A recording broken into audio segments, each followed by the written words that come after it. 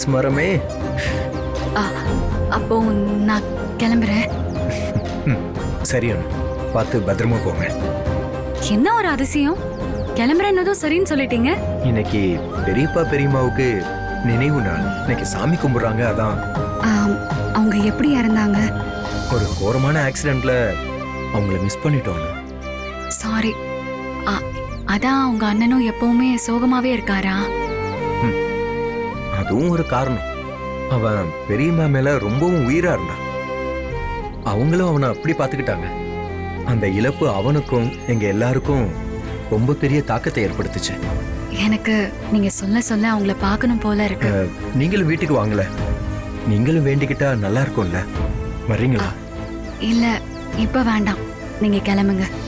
நமக்கு பிறக்க போற முதல் குழந்தைக்கு பெரியம்மா பேரும், ரெண்டாவது பையனுக்கு பெரியப்பா பேரும் தான் வைக்கணும். அப்புறம் மூணாவது நாலாவது அஞ்சாவதுலாம் உங்களோட சாய்ஸ். உங்க ஃபேமிலியில இருக்க யார் பேரை வேணாலும் வச்சுக்கலாம்.